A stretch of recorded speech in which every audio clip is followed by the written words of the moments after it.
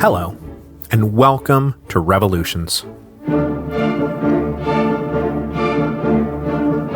Episode 4.7, The Citizens of June 20th. In the 8 months that the Second Commission had been in Saint-Domingue, they had faced both unbeatable slave armies and stubborn whites who believed that if they held out just a little bit longer, things would go back to the way they were in the good old days. But by May 1793, the commissioners kinda sorta did have a handle on things. The whites had mostly submitted, and they had just unveiled a new, more lenient approach to ending the slave revolt. But then, on May the 7th, 1793, the new Governor-General, François-Thomas Galbaud, arrived.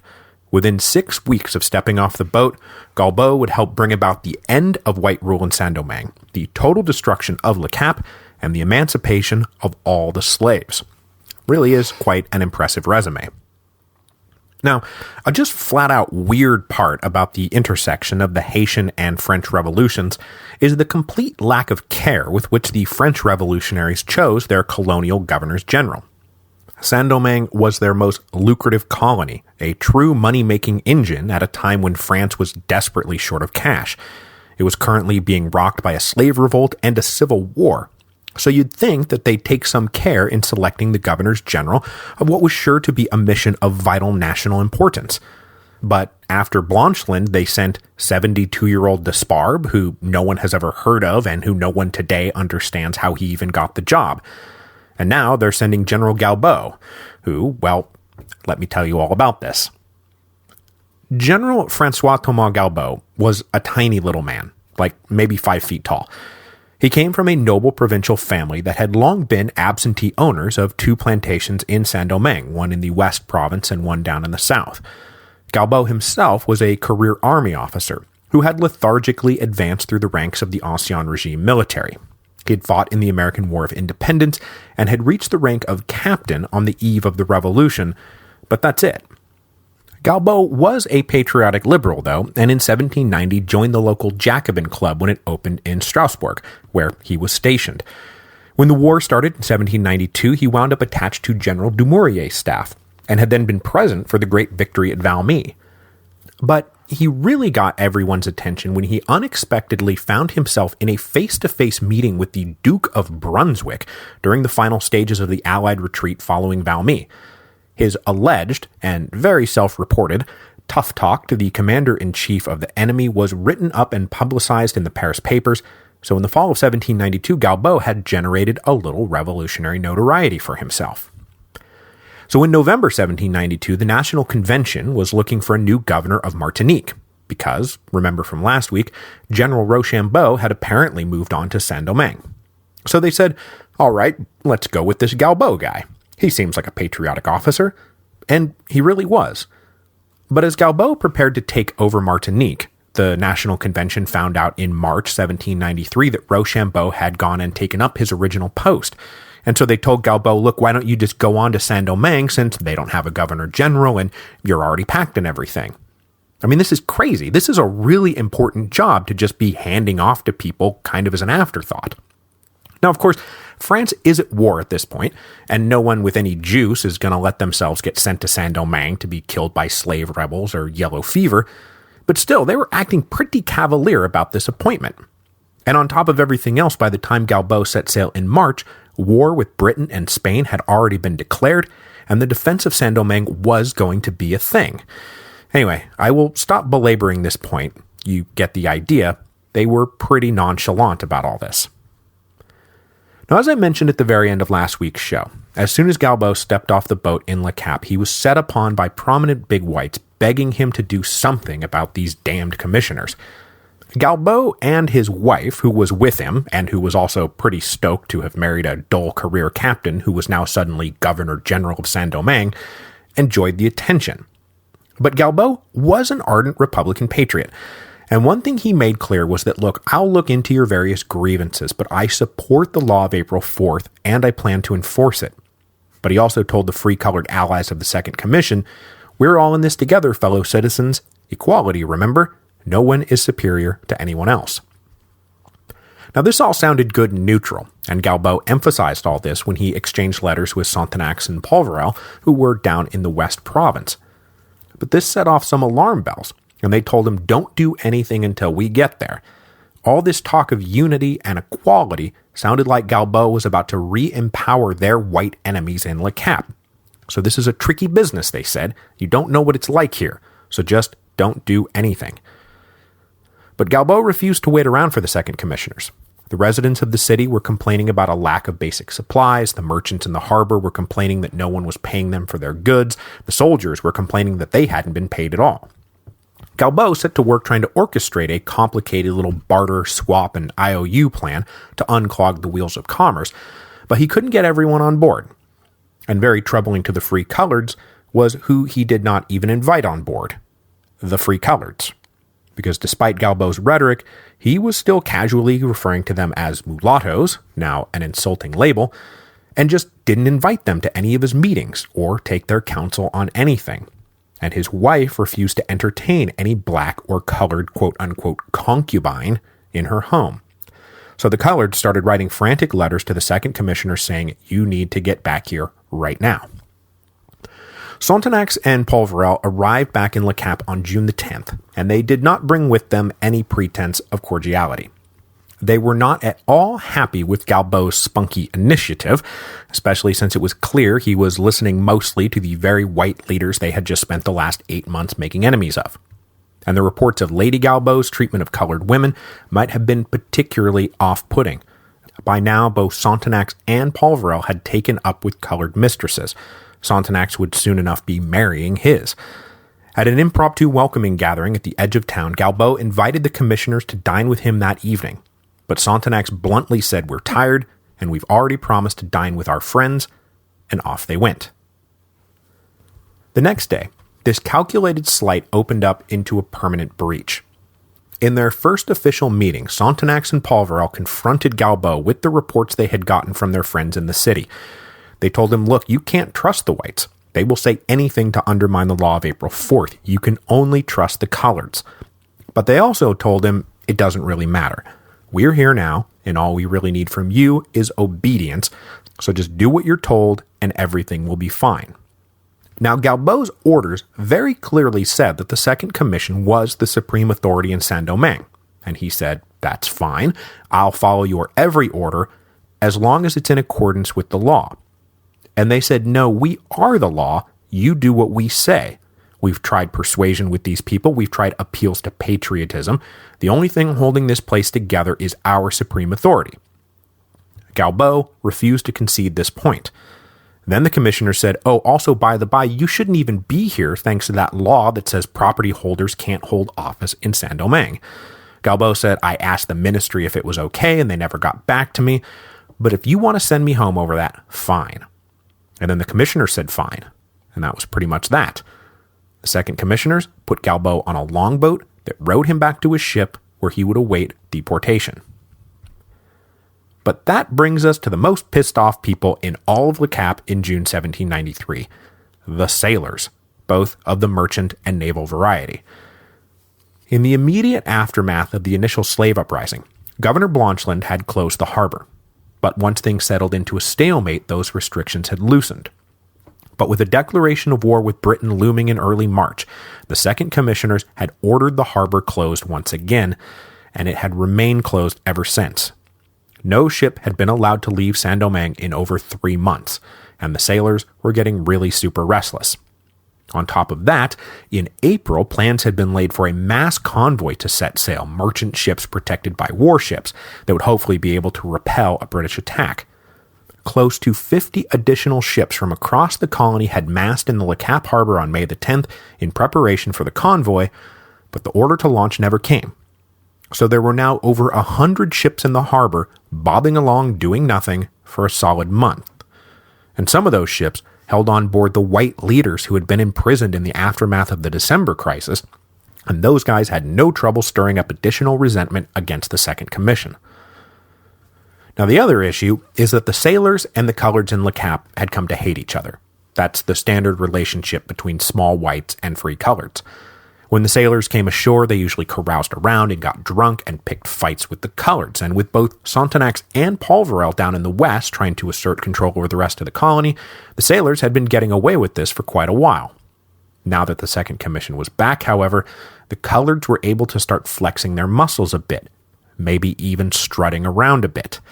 On June the 16th, a few days after Galbaud had allowed himself to be put on a boat, a bunch of sailors were in Le Cap, and apparently there was a lot of harassment and catcalling by the coloreds. Fights had broken out, and when the sailors got back to their ships, they complained to the admiral of the fleet.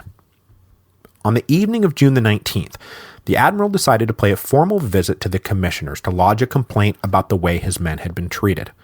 What he walked into was a little party of about 100 men and women, the commissioners, their free-colored allies, and white friends, and there were a few, most of them with black or colored wives. They appeared to be celebrating the triumph over Governor Galbaud and the reburying of the whites. The admiral lodged his complaint and then went back to the flagship. But when he got there, he found the men in a very agitated state and not happy that he hadn't pressed their complaints further. And then somebody had a bright idea. They said, "We have amongst us the Governor-General of the colony, the supreme head of all the military forces. Now, he has been shabbily treated by these outrageous half-breed loving despots." So they turned to Galbaud and said, "Man, do we have an idea for you? Instead of going back to France, why don't we all go arrest the commissioners and send them back to France?" Galbaud was at first reluctant to go along with this, but over the night of June the 19th he was persuaded, particularly by his wife and brother, who were both on the ship with him. Early the next morning, longboats crisscrossed amongst the ships as word spread of the planned action. Galbaud himself made personal appeals to the sailors, appeals that on every ship bypassed the officers and were made straight to the men. The common sailors enthusiastically cried, "Long live the Republic," and "Long live Galbaud," and they agreed to fight for him. The officers were either ignored by the stirred-up men or got locked in their staterooms, as, for example, was the fate of the senior admiral, who was imprisoned on his flagship. By the afternoon, the citizens of Le Cap witnessed an incredible and incredibly terrifying sight. The gunships slowly turned their broadsides to face the city. Every gun in the fleet was now pointed at Le Cap. Saint-Domingue and Polverel were alerted, and they scrambled to assemble a force of loyal men for whatever might come next. Free-colored militiamen were their best option, but initially there was only about 50 of them around. Now, they had some regular troops they could count on, in particular Colonel Laveau's 16th Dragoons, but the rest were suspect. If it came down to it, who would they fight for? Then the commissioners hunkered down in the government house, the largest building in Le Cap that functioned as an all-purpose city hall. At 4 p.m. on June the 20th, 1793, Galbaud led the first wave of sailors from ship to shore. They landed without opposition. They also landed without being welcomed. The vast majority of the population were closing up their windows, locking their doors, and trying to stay out of it, like townspeople preparing for the climactic shootout at the end of a western.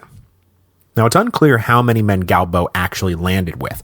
Reports range from 600 minimum to 2,000 maximum, but the lower number seems way more plausible. But from the moment they landed, Galbaud's lack of a plan, and lack of resolve, and lack of real leadership skills became apparent. The motley array of undisciplined sailors just marched up towards the government house as a headless mob, with Galbaud trailing behind. A detachment broke off to go talk their way into the arsenal to get some heavy guns, but when they got there, they discovered colored militiamen were defending it, and the white commanding officer refused to open the door. The rest of the sailors, meanwhile, approached the government house, but along the way they started getting picked off by unexpected sniper fire from the windows, which they had not expected, nor were they prepared for. And then when they hit the government house itself, they tried to push their way in and found a well-trained company of coloreds had set up a strong defensive line in the garden in front of the building. This company was led by an African-born ex-slave and now free black named Jean-Baptiste Belly, whose name I want you to remember. Belly's men drove the sailors back after a fierce little firefight. But believing, rightly, that they were ultimately outnumbered, the Second Commission and their men fell back out of the government house into some adjacent barracks behind the building. Galbaud, now finally caught up with the men he was quote-unquote leading, divided them up into 3 columns to go around the government house and attack the barracks. But the column going around the north side got bogged down by sniper fire, and his own column in the center remained weirdly inert in front of the government house. So only the column that swung around the south, led by Galbaud's brother, actually got to the barracks. But the forces of the Second Commission noticed how isolated this column was, launched a quick attack, most of the sailors ran off, and Galbaud's brother was captured. So 2 hours after landing, Galbaud's little expedition was in disarray, and he retreated back towards the harbor. With a small force, Galbaud himself wound up back in front of the arsenal. He demanded its surrender, and when they refused, he was just totally flummoxed. One of his men asked what the problem was, and Galbaud said, "I told them to surrender, and they won't." So the guy was like, "Well, let's go take it, sir." But Galbaud didn't really have that killer instinct, so he went back to talking, and eventually he convinced the arsenal commander to stand down, in part due to the commander's fear that if he didn't, those ships out in the harbor would open up their guns and the arsenal would be the primary target. But then Galbaud did in fact send an order back to the ships to open fire on the city to force the Second Commissioners to give it up. But when this order got back to the ships, all the officers, who were not in on this little adventure, folded their arms and said, "No, we are not doing that at all." And the sailors left behind, while likely supporters of the adventure, were not the hottest of the hotheads. All those guys were now ashore. So the ships did not fire their guns, nor would they ever. As night fell, Le Cap descended into a lawless free-for-all. With a quick victory no longer in the offing, the sailors under Galbaud's quote-unquote command turned to a little good old-fashioned looting. Then, with the white authorities trying to kill each other and the civilian masters all cowering in the corner, the thousands and thousands of urban slaves recognized that this might be their day of liberty. They left their homes and joined aimlessly roving bands of black slaves and white sailors looting and pillaging. And whenever these groups ran into each other, they started fighting and killing each other. It was a long, brutal night in Le Cap. Adding to the slaves' willingness to walk away from their masters was the rumor going round that the Second Commission, still holed up in the barracks, were issuing some kind of general liberty. And this was true. Kind of. Realizing that they did not have enough men to actually defend their position, they turned to the expedient both the whites and coloreds had turned to while fighting their little civil war in the West and South provinces. Arm the slaves. So they said, "We'll give freedom to any slave who comes and fights for us." And after the long night of anarchy ended, a broad sheet to that effect started making the rounds. The official terms were join our army and agree to stay under arms until all the enemies of the Republic, foreign and domestic, are defeated, and we will make you free citizens. Now this implied service not just against Galbaud, but also against any possible invasion by the British or Spanish, and also against the insurgent slave armies occupying the northern plains. But even with these terms, slaves started signing up, which is how this whole batch of guys become known, somewhat erroneously, as the Citizens of June the 20th. By the morning of the 21st, Galbaud had secured some heavy guns from the arsenal and positioned them against the government house. Saint-Domingue and Polverel determined the barracks were now indefensible and decided to make a run for it, heading for that same little fortified settlement that the colored militia had captured during the crisis back in December. From there, they took their next momentous step. They sent out envoys to contact the insurgents occupying camps near Le Cap and offer them the same deal, freedom for service. Eventually, 2 leaders came down to parley. The senior one was named Perrault, but ultimately, the more important one was a guy named Micaiah. They dickered with the Second Commissioners and then accepted the deal, bringing with them 2,000 followers. And now the Second Commission had an army it could really fight back with. Hilariously enough, though, by that point, midday on June the 21st, there was no one actually to fight back against. The imagination of Galbaud, his sailors, and the entire white population of Le Cap had run away with them after the Second Commission split. While Saint-Domingue and Polverel were trying to get slaves to join them, the people in Le Cap thought it was already a done deal, and that right now, this second, a slave army is marching to massacre us all. A panic swept everyone away. Galbaud himself ran back to the harbor and plunged into the water trying to get on a boat to carry him back to the ships. His men understandably followed close at his heels. And then the white residents saw the governor general and his men running away and said, "Oh God, we have to get out of here." Every prominent big white family made a run for it. They gathered what they could carry and then booked it for the shore, desperately trying to get on board a boat that would take them to the ships that would save them from certain death. The harbor was all yelling and crying and pushing and shoving. Meanwhile, the second commissioners and their forces were back at their base, getting ready for what they thought was a certain attack. Now, as usually happens in these situations, in all the panic and looting, which was now widespread and indiscriminate, a fire broke out. Down the road, Galbaud would blame the Second Commission for deliberately setting it, but that's obviously not true. The Second Commission would in turn blame Galbaud, but that doesn't seem likely either. Most likely, it was an accident. But whoever caused it, the fire spread rapidly. So now the looting and the panicked fleeing picked up to a crazy speed. Every ship in the harbor was soon loaded with white refugees, including every prominent big white family. The citizens who could not make it onto the ships had fled to the surrounding countryside as Le Cap itself continued to burn. So it wasn't until the following day, June the 22nd, that the slave fighters enrolled by Saint-Domingue and Polverel actually arrived on the scene in Le Cap. Now, they had marched in thinking they were going to war, and what they found instead was a deserted city in flames. There would be no war, so of course these guys started pillaging what they could before the whole city burned to the ground. Over that night of the 22nd, there was then immense pressure put on the ship captains to get the hell out of there, but there was a problem. They still lacked the formal authority to do so. But after further cajoling and the recognition that the chaos and destruction and danger were so complete that they could justify it, the admiral agreed to sail away the next day. By June the 24th, the harbor that had just been overcrowded with 100 ships was nearly empty. This mass exodus of the big whites represents the end of white colonial rule in Saint-Domingue. They had all held out in the hopes of getting back everything, and instead they sailed away with nothing. Now we'll follow up with this lot next week, as good old Citizen Genet is going to make a cameo appearance, so for now, we're going to stay behind in Saint-Domingue. Cap Français, good old Le Cap, the Paris of the Antilles, was now a fiery ghost town littered with dead bodies. The final summation of the destruction runs that about 85% of the city was consumed by fire. Though I must point out that with so much of the city constructed of stone and brick, this is not like the city is just a flat bed of ashes. The death toll runs from a low of about 1,200 estimated by Colonel Laveau to the 3,000 estimated by the Second Commissioners, and the highs run to 7,500 and even 10,000. Those numbers provided by various eyewitnesses who were very hostile to both the slaves and the Second Commissioners. Whatever the final numbers, what had just happened in Le Cap in June 1793 was a cataclysmic disaster. Saint-Domingue and Polverel, meanwhile, now had to try to pick up the pieces, and there was now a whole new balance of power to reckon with.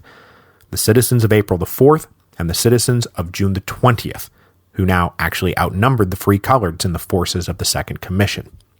There was no way to hold on to the colony for France unless the commissioners kept the citizens of June the 20th firmly on their side. This was highlighted especially when they sent Mackay off to make contact with Jean-Francois and Bissou and offer them the freedom for service deal. But on their behalf, Toussaint issued a sharp response that the slave leaders would, quote, never negotiate with the Second Commission, whose authority they do not recognize. They can add that having fought up to now alongside their brothers to uphold the right of the king, they will all shed the last drop of their blood to defend the Bourbons, to whom they have promised unswavering loyalty to the death. End quote. And then Mackay himself went back over to the slave insurgency. Now, the reason the slave generals rebuffed the offer of the Second Commission is not that hard to guess. Not only were they offering less than the Spanish had offered, but they were in a far weaker position. Because where are we right now? That's right, it's the summer of 1793, when the European alliance arrayed against the French Republic was in wait-for-them-to-collapse mode. The Vendée had erupted, the Federalist revolt was in full swing, France was surrounded on all sides. It was broke. It was tearing itself apart. The Spanish were feeding all of this information to Jean-Francois and Bissou and saying the promises of the representatives of the French Republic are meaningless. Their government is not going to last the year. The violent destruction of Le Cap only confirmed the general feeling that the French were losing badly everywhere. Now, one thing I've not ever seen is a good explanation for why the slave armies didn't fall on the Second Commissioners right then. But it's likely that following the lead of their Spanish superiors, that wait and let them collapse without wasting our own lives and treasure was the order of the day in the mountains of Saint-Domingue, no less than the Belgian frontier. With the slaves electing to stick with the Spanish, Perrault, the one leader who had come over to the Second Commission, started telling them, look, you guys are going to have to do a lot better than the original terms of service if you want us to stick around. Like, for example, we have wives and children, and we want freedom for them now. Given the circumstances, Sonthonax and Polverel had little choice. On July the 11th, they extended freedom to the wives and children of the men who would join their army. But Perrault also strongly hinted that in the end, nothing less than general liberty was going to get the job done. If the commissioners wanted to salvage French rule, they had better do it sooner rather than later. At the end of July, now a month removed from the Battle of Le Cap, the situation seemed just stable enough to allow Polverel to return to the West Province to ensure that the rest of the colony did not descend into its own chaos. Because just as Le Cap was burning to the ground, André Rigaud had led an armed expedition to go try to capture Jérémie, but the expedition had failed. But the whites wound up being the least of Polverel's concern, because not only did he have to worry about renewed slave unrest, but also anti-complaints from his colored allies about the possibility of total emancipation. Polverel insisted that this was not his objective, nor did the commission have a mandate to do it, but then up in the North Province, his colleague Sonthonax just went for it. Sonthonax had come to Saint-Domingue personally opposed to slavery, but not intending to abolish it. After 6 months of experience in the colony, he had concluded that defeating the slaves was impossible, and so he and Polverel had issued that decree on May the 5th, promising slaves better treatment if they laid down their arms. Then, the Battle of Le Cap had forced him by pure necessity of war to free thousands of slaves to fight for him, and then their families. Now unable to coax the slave armies down with the promise of freedom for service, there was only one step left to take. And at that moment, he believed if he did not take it, it would be the end of the French in Saint-Domingue. At a public banquet on August the 25th, he accepted a petition from 600 of the citizens of June the 20th requesting general liberty, and he said, "Let me think about it." On August the 29th, 1793, Sonthonax issued an 8-page general emancipation decree that opened with the words of the Declaration of the Rights of Man. Men are born and remain free and equal in rights. But the decree was not without major caveats, because he went on to say, "Do not believe, however, that the liberty you are going to enjoy is a state of sloth and idleness. In France, everyone is free, and everyone works." After ordering the mass dissemination of the Declaration of the Rights of Man in Article 1, Article 2 then read, "All Negroes and people of mixed blood currently enslaved are declared free, and will enjoy all rights pertaining to French citizenship. They will, however, be subject to a regimen described in the following articles." And what followed were over 30 articles describing that regimen. The word and legal category of slave was banished forever, but the ex-slaves would now be called cultivators, who must remain attached to their current plantation for at least a year. They would qualify for a kind of elaborate profit-sharing mechanism that kept the inequality of the old slave hierarchy in place, with drivers, now recast as foremen, making more than cultivators, and women making 2/3 what the men made. So, this was freedom, kind of. The dilemma Sonthonax was facing was a dilemma that every leader of Saint-Domingue, and then every leader of independent Haiti, would face. How to maintain a profitable export economy that required forced slave labor after all the slaves had been freed. Because this might come as a shock, But once they were free, many slaves did not want to go back to work cutting, piling, and boiling sugar day after day, forever. They wanted, actual liberty. This dilemma is going to play a big part of the story once Toussaint Louverture comes to power. And though it was a particularly unfree form of freedom, it was no longer slavery. Slavery was dead in Saint-Domingue, and not even Napoleon Bonaparte would be able to reimpose it. For the first time, a major slaveholding power had issued a general emancipation of its slaves. When President Lincoln issued the Emancipation Proclamation, also under wartime duress, he was coming up on the 70th anniversary of Sonthenac's decree. It also came just about 6 months after the United States finally decided to recognize Haiti, because all the Southern leaders who had blocked recognition in fear of giving their own slaves ideas weren't around to block recognition anymore. But we'll talk about that at the very end of our series. When Paul Varel found out about his colleague's unilateral mass emancipation decree, he was furious. Not because he wasn't sympathetic, but because, for one, he hadn't been consulted at all about this, and for another, Paul Varel's situation in the West was different from the situation in the North. In the North, the mass flight of the whites had left the limited number of free coloreds open to emancipation because, we have to do something. But down in the West, there was still a very strong and very stable colored elite opposed to emancipation. And in the West, the plantations had never been destroyed. The slaves who had fought under Hyacinthe, for example, had returned to work as slaves. So Sonthenac's decree was really going to mess up a not terrible situation here. Not terrible from the free-colored perspective. But with the genie out of the bottle, Paul Varel did not believe he could lag too far behind. So he sent an angry letter to Sonthenac's that basically said, "What the hell, man?" and then proceeded on his own course of emancipation. His decrees and accompanying caveats were even more elaborate than Sonthenac's, but the thrust was the same. The slaves would be emancipated, yes, but they would have to stay on their plantations and keep working. Liberty could not just mean liberty to do anything you wanted, because that would be the death of the colony. In many ways, the emancipation of the slaves caused as many problems as they solved. It maybe prevented more slaves from deserting to the insurgent armies, but it did nothing to bring in the tens of thousands already under arms.